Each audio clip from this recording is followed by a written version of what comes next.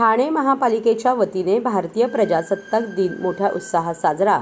सफाई कर्मचारी गुणवंत कामगार पुरस्काराने सन्मानित. भारतीय प्रजासत्ताक दिनाचा 74वा वर्धापन दिन ठाणे महानगरपालिकेच्या वतीने मोठ्या उत्साहात साजरा करण्यात आला. महापालिका मुख्यालयाच्या प्रांगणात आयुक्त तथा प्रशासक अभिजित बांगर यांनी राष्ट्रध्वजवंदन केले. यावेळी ठाणे महानगरपालिकेचे सुरक्षा दल, अग्निशमन दलाचे जवान, आपत्ती व्यवस्थापन दलाचे जवान यांनी राष्ट्रध्वजाला मानवंदना दिली. ध्वजवंदन सोहळ्यानंतर ठाणे शहराच्या स्वच्छतेसाठी योगदान देणाऱ्या ठाणे महापालिकेच्या सफाई कामगारांचा गुणवंत कामगार पुरस्कार देऊन आयुक्त अभिजित बांगर यांनी सन्मान केला. सुनीता खरे, भाग्यश्री कोचकर, अनिता काशीत, प्रतिभा जाधव, नंदा कारंडे, पोपट वाकचौरे, मच्छिंद्र बेडेकर, राजेंद्र मालुसरे, हरिश्चंद्र खोराटकर, सुजित कुमार वाल्मिकी या सफाई कामगारांचा गौरव करण्यात आला. तसेच सुयोग्य पद्धतीने कचरा वर्गीकरण करणाऱ्या ठाण्यातील Virat society, regency heights society, accolade society आणि कोरस टॉवर कॉम्प्लेक्स या 4 गृहनिर्माण संस्थांचाही याप्रसंगी आयुक्त अभिजित बांगर यांच्या हस्ते गौरव करण्यात आला. ध्वजवंदन सोहळ्यास परिवहन समितीचे सभापती विलास जोशी, माजी नगरसेवक नारायण पवार, संदीप मेले, विकास रेपाळे, अतिरिक्त आयुक्त 1 संदीप माळवी, अतिरिक्त आयुक्त 2 प्रशांत रोडे, सर्व वरिष्ठ अधिकारी, कर्मचारी आदी उपस्थित होते. प्रांगणातील सोहळ्यानंतर महापालिका भवन येथील कैलासवासी नरेंद्र बल्लाळ सभागृहात महनीय व्यक्तींच्या प्रतिमांना पुष्पहार अर्पण करण्यात आला. त्याचबरोबर महापालिका क्षेत्रातील महनीय व्यक्तींच्या पुतळ्यांना पुष्पहार अर्पण करून अभिवादन करण्यात आले. यावेळी ठाणे महानगरपालिकेचे आयुक्त अभिजित बांगर यांनी ठाणेकर नागरिकांना गणराज्य दिनाच्या शुभेच्छा दिल्या.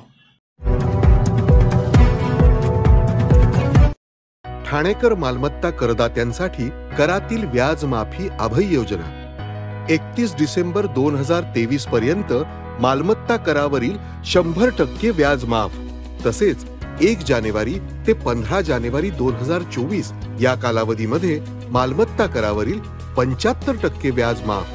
त्याचप्रमाणे 16 जानेवारी ते 31 जानेवारी 2024 या कालावधीमध्ये मालमत्ता करावरील 50% व्याज माफ. तरी सदर व्याज माफीच्या अभय योजनेचा ठाणेकर करदात्यांनी लाभ घ्यावा. महानगरपालिकेच्या कोणत्याही संकलन केंद्रावर कर भरण्याची सोय आहे. ATM, डेबिट, क्रेडिट कार्डद्वारे कर भरण्याची सुविधा उपलब्ध करून देण्यात आली आहे. सोमवार ते शनिवार या दरम्यान सकाळी 10:30 ते सायंकाळी 5 वाजेपर्यंत संकलन केंद्राची वेळ असून करदात्यांच्या सोयीसाठी रविवारी संकलन केंद्र सकाळी 10:30 ते दुपारी 1:30 वाजेपर्यंत सुरू ठेवण्यात येत आहे. यासोबतच ठाणे महानगरपालिकेच्या propertytax.thanecity.gov.in या संकेतस्थळावर ऑनलाईन पद्धतीने मालमत्ता कर भरण्याची सुविधा उपलब्ध करून देण्यात आली आहे. तसेच गुगल पे, फोन पे, पेटीएम आणि भीम ॲपद्वारे आपला कर सुलभतेने जमा करू शकता. ठाणे महापालिका क्षेत्रातील सर्व करदात्यांना विनंती आहे की आपण या व्याज माफी अभय योजनेचा जरूर लाभ घ्या आणि आपला मालमत्ता कर लवकरात लवकर महापालिकेमध्ये जमा करून महापालिकेस सहकार्य करा. धन्यवाद.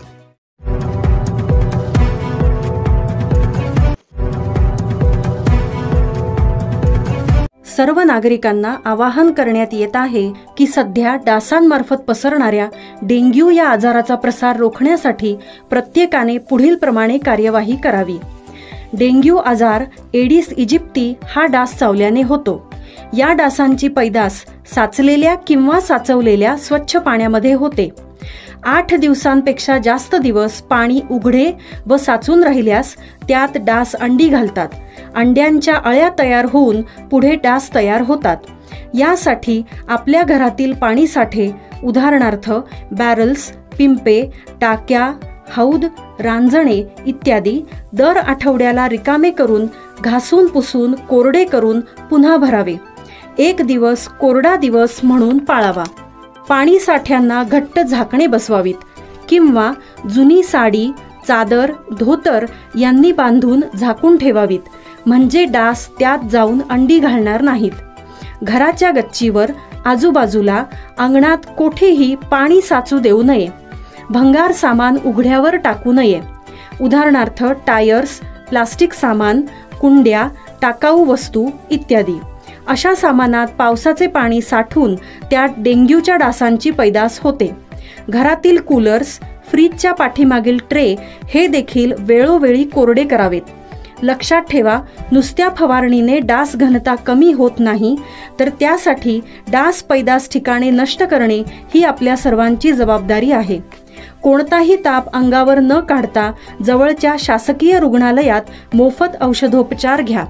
अशा प्रकारे नागरिकांनी सहकार्य केल्यास डेंग्यूचा प्रसार रोखणे सहज शक्य आहे.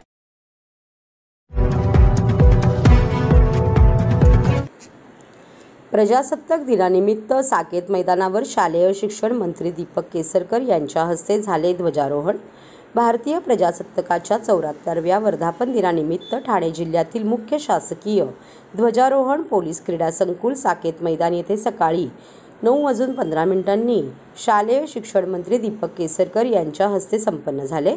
यावेळी नागरिक, प्रसारमाध्यम प्रतिनिधींनी मोठ्या संख्येने या राष्ट्रीय कार्यक्रमास उपस्थिती दाखवली.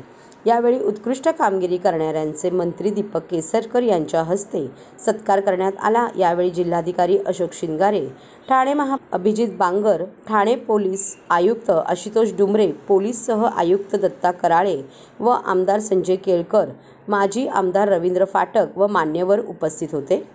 यावेळी मंत्री दीपक केसरकर यांनी नागरिकांना गणराज्य दिनाच्या शुभेच्छा दिल्या व पत्रकारांनी विचारलेल्या प्रश्नांची उत्तरे दिली.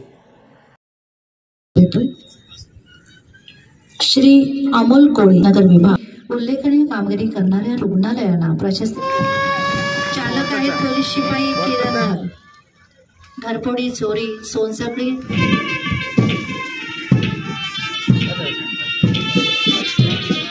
श्री दीपकजी वसंतराव केसरकर हे परेड निरीक्षण करून परतत आहेत. धन्यवाद. मी त्यांच्या कुटुंबियांना सुद्धा अभिवादन करतो. येथे जमलेल्या विविध क्षेत्रातील मान्यवर नागरिक बंधू भगिनी, अधिकारी, कर्मचारी तसेच पत्रकार बंधू भगिनी व तमाम जिल्हावासियांना प्रजासत्ताक दिनाच्या मनपूर्वक शुभेच्छा देतो. विविध धर्म, भाषा. गुन्हे शाखा युनिट 5ची कौशल्यपूर्ण कामगिरी. 80.82 लाखांच्या अंमली पदार्थ चरस विक्रीसाठी आलेल्या आरोपीस सापळा रचून अटक. पालघरवरून मुंबईकडे अंमली पदार्थ चरस विक्रीसाठी माजिवडा मार्गे मुंबईकडे जाणाऱ्या आरोपीची गोपनीय माहिती मिळाल्यानंतर गुन्हे शाखा युनिट 5च्या पोलीस पथकाने सापळा रचून कापूरबावडी पोलीस ठाण्याच्या हद्दीत आय लव्ह माजिवडा जंक्शनजवळ आरोपी अटक केली.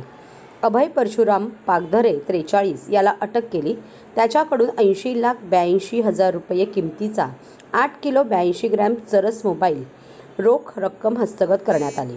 गुन्हे शाखा युनिट 5चे वरिष्ठ पोलीस निरीक्षक विकास घोडके यांना खबऱ्याने दिलेल्या गोपनीय माहितीनुसार एक आरोपी हा चरस अंमली पदार्थ विक्रीसाठी सोबत घेऊन माजिवडा मार्गे मुंबई येथे जाणार असल्याचे समजल्यानंतर पोलीस पथकाने सापळा रचला. पोलीस पथकाने आरोपी अभय परशुराम पागधरे 43 तालुका डहाणू जिल्हा पालघर राहणार याला आय लव्ह माजिवडा जंक्शनजवळ थांबवले आणि ताब्यात घेतले. त्याची अंगझडतीत 80,82,000 रुपयांचा अंमली पदार्थ चरस हा हस्तगत केला. तर 61,340 रुपयांचा मोबाईल आणि रोख रक्कम असा 81,43,340 रुपयांचा मुद्देमाल ताब्यात घेतला. पोलीस पथकाने अंमली पदार्थ विरोधी कायद्यानुसार कापूरबावडी पोलीस ठाण्यात गुन्हा नोंदवला. या प्रकरणात अन्य आरोपीचा सहभाग असल्याची शक्यता असून आता पोलीस चरसचा साठा कोठून आणला आणि मुंबईत कोणाला देण्यासाठी निघाला होता याबाबत चौकशी करीत आहे. तर दुसरीकडे या प्रकरणात अन्य आरोपी निष्पन्न झाल्यास त्यांच्यावरही कारवाई करण्यात येणार असल्याची माहिती पोलीस उपायुक्त गुन्हे शिवराज पाटील यांनी सांगितले. ठाणे पोलीस आयुक्तालयामध्ये अंमली पदार्थ विक्री विरोधामध्ये माननीय पोलीस आयुक्त आशुतोष डुमरे सरांनी वेळोवेळी सूचना दिलेल्या आहेत. त्या अनुषंगानं या ठिकाणी पोलीस स्टेशन स्तरावर आणि गुन्हे शाखेकडून वेळोवेळी कारवाई होत असते. या अनुषंगानं वरिष्ठ पोलीस निरीक्षक युनिट 5 क्राईम ब्रँच विकास घोडके आणि त्यांच्या टीमला एक इन्फॉर्मेशन मिळाली होती त्या अनुषंगानं ACP डिटेक्शन 1 निलेश सोनवणे यांच्या मार्गदर्शनाखाली त्यांच्या पूर्ण टीममध्ये API पल्लवी डगे पाटील, भूषण शिंदे आणि त्यांची PSI सुनील आहिर आणि पूर्ण टीमने यामध्ये ट्रॅप आयोजित केला होता. यांना इन्फॉर्मेशन होती की चरस एका ठिकाणाहून ट्रान्सपोर्ट होऊन मुंबईच्या दिशेने जात आहे. त्या अनुषंगाने त्यांनी ट्रॅप आयोजित केला. हा सदरचा आरोपी जो आहे हा पालघरकडून येऊन माझीवाडा घोडबंदर रोडने जाऊन मुंबईच्या दिशेने जात असताना माझीवाड्याला ट्रॅप करून आपण त्याला ताब्यामध्ये घेतलं. यावेळी त्याच्याकडून आपण अभय परशुराम पागधरे नावाचा आरोपी आहे, वय वर्ष 43 आहे. तो राहणारा डहाणू, जिल्हा पालघरमधला आहे आणि याच्याकडून आपण 8 किलो 82 ग्रॅम वजन असलेलं चरस आपण याच्यामध्ये हस्तगत केलेला आहे. याची जवळजवळ किंमत 80 लाख रुपये आहे आणि याच्यासोबत त्याचा मोबाईलही आपण हस्तगत केलेला आहे. याच्या अनुषंगानं कापूरबावडी पोलीस स्टेशन आपण कापूरबावडी पोलीस स्टेशनमध्ये NDPS कायद्याअंतर्गत गुन्हा दाखल करण्यात आलेला आहे. पुढील इन्व्हेस्टिगेशन चालू आहे. हे कुठून आलेलं आहे चरस आणि विक्रीसाठी कुठं जाणार होतं, त्या अनुषंगानं आपण त्याच्यामध्ये इन्व्हेस्टिगेशन आणती जे कोणी आरोपी याच्यामध्ये निष्पन्न होतील त्यांच्या विरुद्ध आपण कारवाई करणार आहोत. अतिशय उत्कृष्ट अशी कारवाई या ठिकाणी युनिट 5नं केलेली आहे आणि या अगोदरही बऱ्याच कारवाई झालेल्या आहेत. यापुढेही NDPSचे जे काही विक्री होते प्रोडक्टची त्याच्या अनुषंगानं आपण कारवाई करणार आहोत. याच्यामध्ये किती आरोपी अजून आढळतील आणि यांच्या प्रोड्यूस ऑपरेटिव्ह काय होतं? यामध्ये जो आता आपण आरोपी अरेस्ट केलेला आहे हा राहणारा डहाणू, जिल्हा पालघरमधला आहे आणि या अगोदरही काही चरस आपल्याला मिळालं होतं. हे कोस्टल एरियामध्ये मिळालेलं होतं. तर याचा आता तपास आहे की या अनुषंगाने हे कुठून आलेलं आहे. तर आत्ताच सध्या आपल्याकडे एक आरोपी निष्पन्न झालेला आहे. याच्यामध्ये आणखीनही काही आरोपी निष्पन्न होण्याची शक्यता आहे. तर त्या अनुषंगाने आपण जे काही आरोपी याच्यामध्ये निष्पन्न होतील त्याच्यावरती आपण कारवाई करणार आहोत.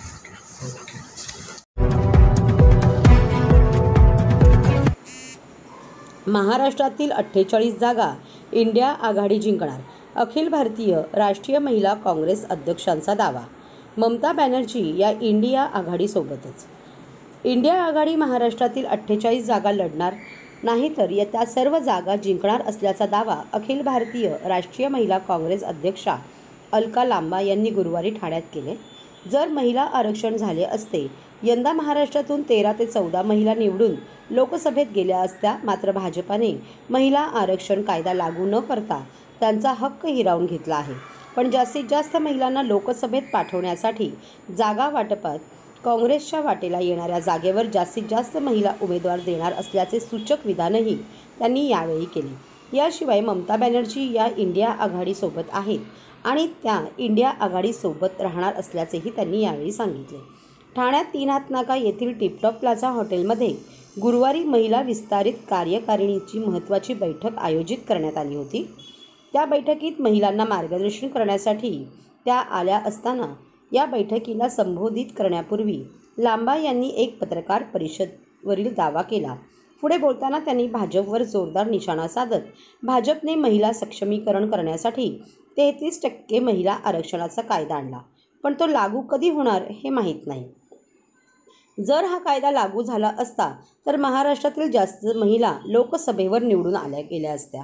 तेथे जाऊन त्यांनी होणाऱ्या अत्याचार आणि हक्कांसाठी लढून आवाज उठवला असता, असेही त्या म्हणाल्या. मात्र त्या महिलांना भाजपने वंचित ठेवून न्याय हक्कापासून अर्धवट ठेवण्याचे काम केल्याचा आरोप लांबा यांनी केला. मात्र ही लढाई भारत जोडो यात्रेत काँग्रेस खासदार राहुल गांधी यांच्या नेतृत्वाखाली लढवण्यात येईल, असेही त्या म्हणाल्या. तर भारत जोडो यात्रा 15 ते 20 मार्च दरम्यान मुंबईत येणार आहे. ती यात्रा यशस्वी करण्यासाठी पूर्ण तयारीने महिला काँग्रेस प्रयत्नशील असल्याचेही त्या म्हणाल्या. हमारी जो गठबंधन है उसकी अभी मीटिंग हो रही है और आप देखेंगे 48 की 48 सीटों पर महाराष्ट्र में इंडिया अलायंस का मजबूत उम्मीदवार खड़ा होगा और 48 की 48 सीटों पर हम भाजपा गठबंधन को हराएंगे. और इन 48 सीटों पर अगर महिला आरक्षण हो जाता तो भाजपा ने हमारी बहनों का हक लिया तो कम से कम नहीं 13-14 बहनें इन्हीं 2024 के चुनाव में महाराष्ट्र से दिल्ली में जाकर प्रतिनिधित्व महाराष्ट्र की आधी आबादी का कर रही है. अभी भी हमारी कोशिश है गठबंधन अलायंस के बाद कांग्रेस के हाथ कितनी सीटें आ रही हैं, उनमें कितनी हमारी बहनें, ये दोनों मेरी मुंबई और महाराष्ट्र की और भी बहनें बड़ी सक्षम लड़ेंगी तो जीतेंगी, विश्वास है। इनकी लड़ाई भारतीय राष्ट्रीय कांग्रेस, महिला कांग्रेस में मैं लड़ूंगी। धन्यवाद। धन्यवाद आप सभी पर।